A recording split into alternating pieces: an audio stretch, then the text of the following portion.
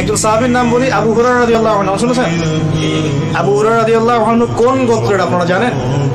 এই তায়েফের সেই যে গোত্রটা ছিল তার পরবর্তী জেনারেশন হচ্ছে আবু হুরায়রা রাদিয়াল্লাহু আনহু। সেদিন যদি বদদুয়া করা হতো হয়তো আজকে আপনি আবু হুরায়রা রাদিয়াল্লাহু আনহুকে পেতেন না।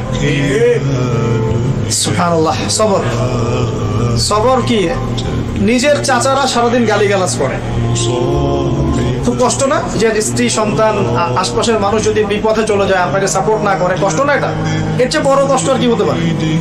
চাচারা সারাদিন গালিগালাজ করে, মানুষ তাকে সারাদিন গালি দেয়, কেউ বলে মজনুন, পাগল, এই যে পাগল যাচ্ছে, আপনি মনে করেন রাস্তায় যাচ্ছেন, কেউ 4-5 থেকে লোকজন বলছে এই যে পাগল যায়, কেমন লাগবে আপনার শুনতে?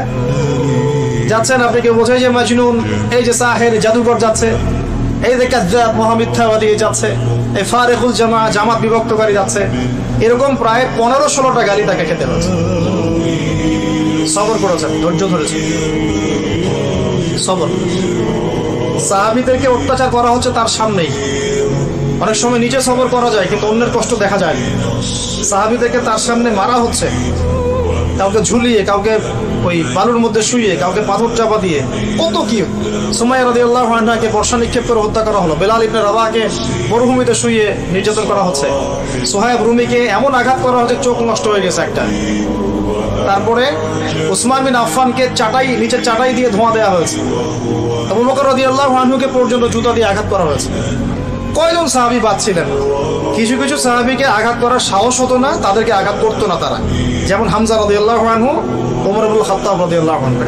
আঘাত করলে তো খবর আছে, 10 জন মিলাতে পারবে না তার সাথে। বাকি দুর্বলদের উপর অমানবিক নির্যাতন চলতো। নবী সাল্লাল্লাহু আলাইহি ওয়াসাল্লাম বলতেন ইসবিরু, তোমরা সবর করো, ফাইন্না মাউইদাকুমুল জান্নাহ, তোমাদের জন্য অপেক্ষা করছে জান্নাত। নেতৃত্বের গুণাবলী ধৈর্য, প্রচন্ড ধৈর্য, এবং অনুসারীদেরকেও ধৈর্যশীল হতে হবে। আল্লাহ পাক তৌফিক দান।